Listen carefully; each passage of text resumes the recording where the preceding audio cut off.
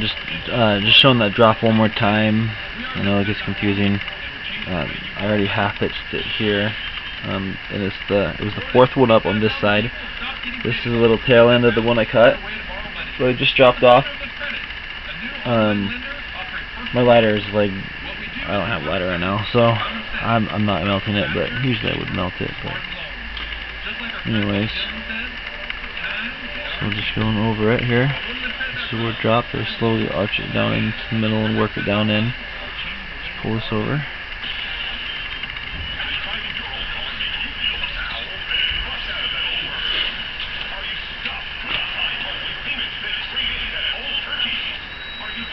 Just going over 3, or under 4 over 3 here on the side. Just covering up that last drop. And I'm dropping these off pretty quick. Sometimes I don't drop them off so quick, so it's really up to preference on where you want where in the taper you want to drop off your strands.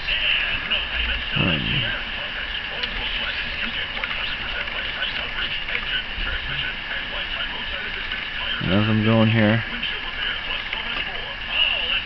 see, this is where the strand is, so there's kind of a gap here, so this is just something you kind of want to try to feather in. Just try to make it go in there as nice as you can, you know. Pulling it down in it, and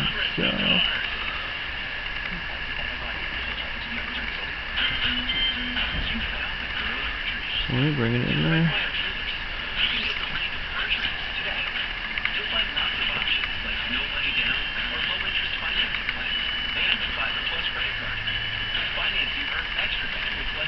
I'm liking this pattern.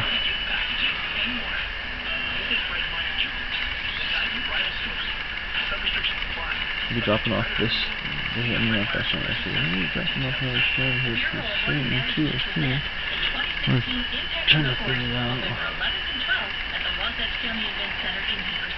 First competition on Friday, November 11th features the Mega 100-Day Mustang Challenge. A group of trainers will have drawn for a 4-year-old Mustang and have 90 days to prepare for the competition. Followed by the Mustang versus Domestic, a friendly competition between seasoned domestics and the Mustang in a rugged mountain trail competition. On Saturday, November 12th, it's the Youth and Mustang Championship and the Freestyle Championship for the Mustang versus Domestic. Also on Saturday, adopt a Mustang or Burro, beginning at 2:30. Tickets for Saturday's events are available online at WasatchCountyEvents.com or at the box office. The Impact of the Horse, November 11th and 12th at the Wasatch County Events Center in Heber City. Buy your tickets online at WasatchCountyEvents.com or at the box office. Thanks for spending your night with Jackie McKay at Z104.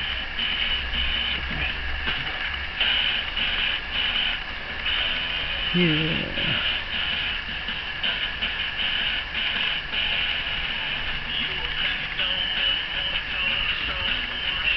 Alright. Bring it right down the line, right down the middle. You're the only one twisting it.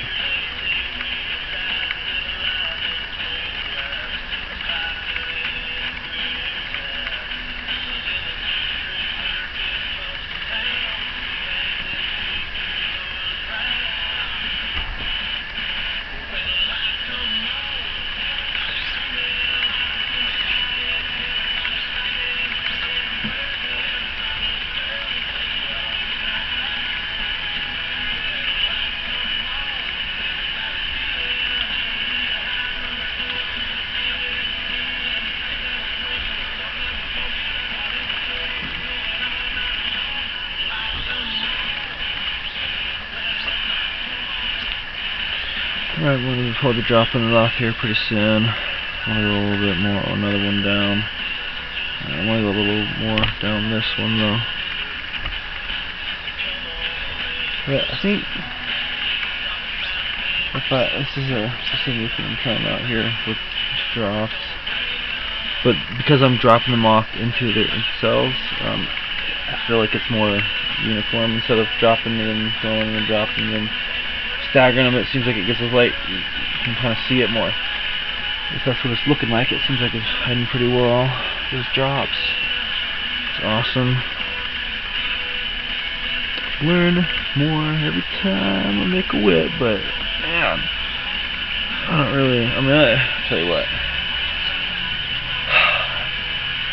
I love the art of making whips, and as far as like trying to figure all this out, the alchemy of it all. It's fantastic to me. I love it. I love to make them, but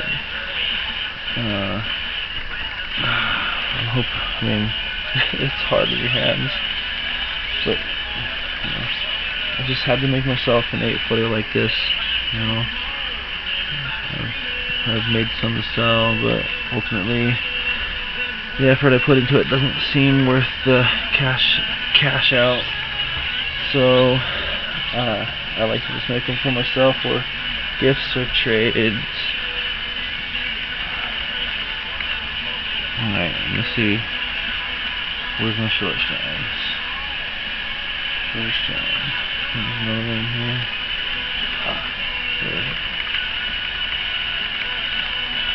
Right here. Oh yeah, I'm right on. Yes, love the synchronicity of it. That's the one I want to drop next. Right there. I wanted to check on it, and it was right where it's supposed to be to drop, so I'm stoked. Yeah. Alright.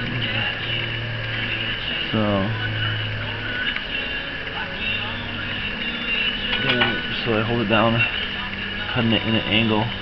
This is probably the best angle you can cut it in my opinion. But you want. You can burn that to the end if you had a lighter. I don't know if it's not necessary to do it. I just do. Gotta be careful though. Don't burn your whip. So like this.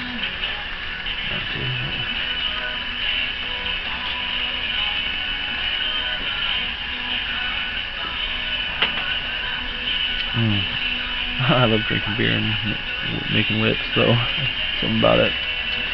Anyway, so you might be able to see better on this angle either. I don't know, but same concept. And the fourth strand up, when I'm going to drop a strand, pull it down in like this. Keep it flat. Not too, don't pull it tight right here, or you'll pull out your whole, it'll make a gap and it'll be hard to fix. Well, I mean, you can do it, but I want to avoid it. Slowly bring it in the middle here. Put that down. Snug these together. Kind of pull that over. Alright, just like that. Difficult. I watch all these people on YouTube. Some people just make it look so freaking easy. I'm like, oh my god. It's really not that easy. Don't get frustrated. Try not to, anyways.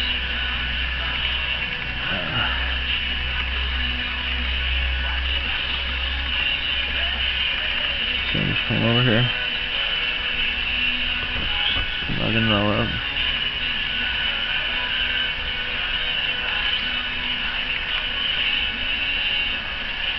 It takes a lot of practice. But you get good at it. You get practice. You make a whip. Tell you what. You'll get some practice.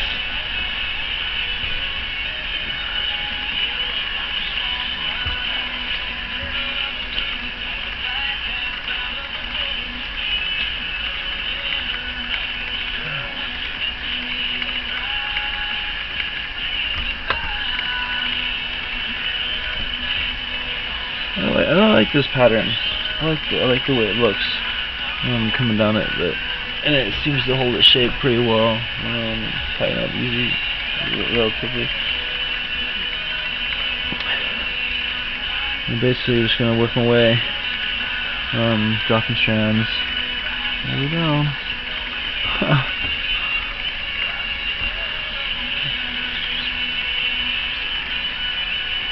I'm gonna do that. Yeah, probably what I got here. 1, 2, 3, 4, 5, 6, 12. I'll go a little bit longer with that 12. Let's do that. I might turn it off the video here soon and rearrange my device and whatnot. But basically, just once you get the hang of how to drop a strand, you can make however many strands you want. There's lots of things you can do with it. It gets confusing, but especially with more strands. But so you just plotting over that drop there. I made some whips so I drop it off like a lot of strands really quick right at the front, and then fill them down. And I've made some that I really draw them all the way out. On the core of this one, I drew them all the way out because I wanted to be kind of a nice thick core. Then I don't know. I guess I tapered off pretty quick. Or tried to get it thin. I don't know. It's an experience making a whip. Just go with the feel. I just want to make sure that I have at least like these 4 will make it all the way down. These are long pieces. Yeah, that's why I made them extra long, you know. So hopefully extra long. We'll see. I believe I cut off like 27 feet off of the last 8-foot whip that I made with roughly same measurements. So I don't know exactly where I dropped all these off and all that, but this is why making whips for me is such a serious thing, because I feel like I'm all over the place of trying to figure out how I'm going to do it, but they always turn out really nice when I figure them out.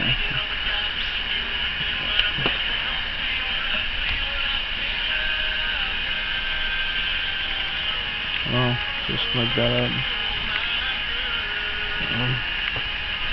You want a big old gap. Oh, that was a big one. Actually need to go back and snug up a couple of these here. See, I'm glad I caught that. Always check your belly. Snug up with your fingernail. You don't want to get too carried down the way and then realize you got a huge gap or something, especially when you're dropping these strands, because things are going to change. I'm going to continue with this. I think I won't drop off some per minute. I feel like it's good. It's good for the overlay right now.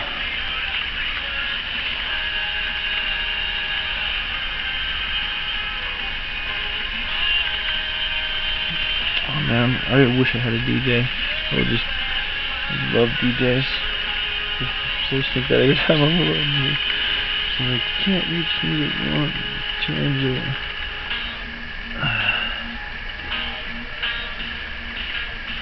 But you know, sometimes I tie this up so that way I had it stretched out earlier. I've never actually put my whip on this angle before, but it's working out pretty well. Once I get further out, I'm gonna have to change it. Can't really go too much further this way, but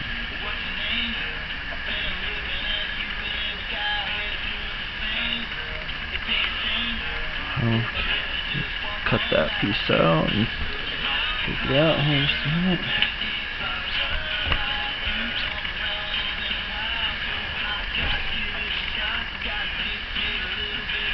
Oh man, I try to be like fast about it, but oh gosh, for some reason I'm getting some serious gaps here, so I gotta be careful. I think maybe I did drop off some of those strands a little early. If you don't have enough of a, if it's too thick in the overlay and you don't have enough strands, it makes the one that have gaps. It's okay. I just gotta slow down and pay a little more attention to where I'm laying them up. All the way down. I might even switch up the. Now that I'm getting thinner, might switch up this weave. I'll figure it out. Wait till I so I have to guide it along with my back finger. So now that it's getting thinner, sometimes I want the ribs to kind of come up here, a little higher. So that's what I'm gonna do.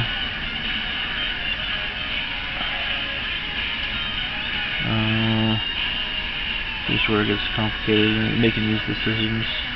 What I want to do here, first of all, because once you start cutting strands, there's no going back, you know? You cut that strand off, it's gone. I don't want to run short. Oh yeah. Okay, so I got 2, 4, 6. Six of doubles. 2, 6, 12. 12 strands. Going under 3, over 3. This side, for some reason, I'm going under 2, over 4. Yeah. So I just dropped that. Wait, 1, 2, 3, 4, 5, 6. 1, 2, 3, 4, 5, 6. Yeah, see, this is where it gets confusing because of where you drop the strands and stuff, and then to hide them, I alternate. I kind of don't always go on the right. Like, say normally I'm going like this side, this side, this side, this side. Well, sometimes when I drop a strand, it actually makes sense to more double up over the same, and then switch the direction because it actually seams up tighter. So that's why one side gets more than the other. So then I just got to decide which way I want to come down on this.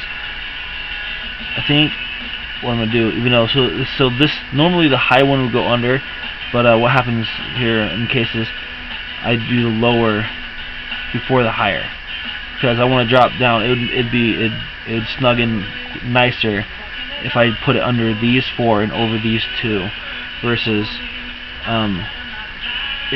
under these 2 to go over these 2, because I'm trying to switch it over to over 2. So do this one here. So just bring it over there, and for a second here, it's gonna switch the pattern. So it's gonna look a little.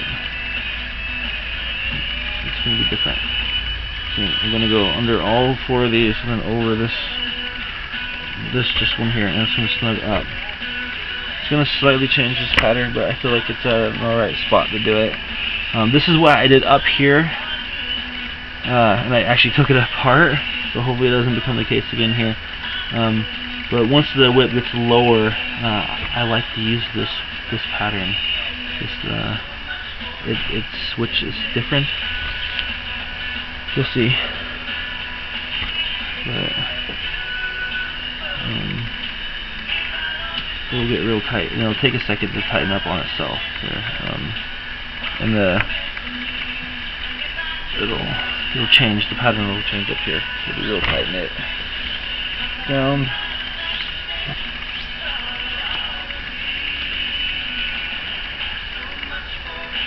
But see, it's like kind of wonky here. So as you're going, you just gotta until you get the new pattern embraced. That's what makes it difficult between transitions of patterns, is keeping things tight.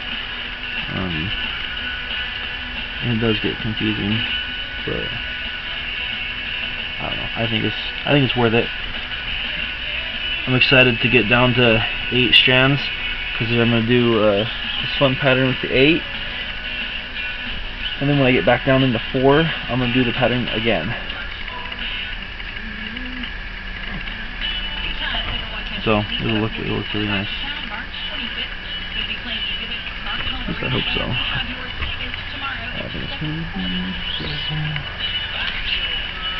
Well, really, I hope it. I hope it works the way that I'm imagining that this whip is going to work and sound, feel.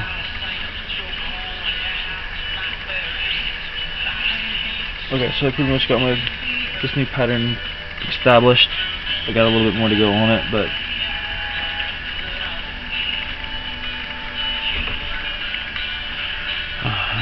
I am pulling this pretty tight.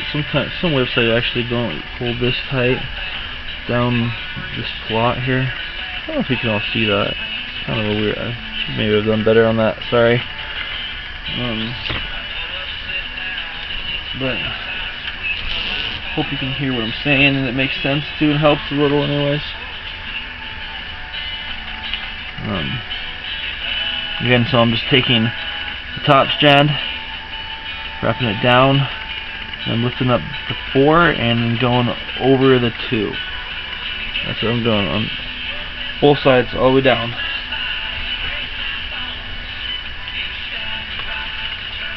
Alright, I'm going to wrap, take a break. And if you had a pair of hemostats, this would be nice, but I don't have one. You just cramp, keep it close, but okay. Another same thing I've been doing full time. Just take it off. So I can screw my hands up.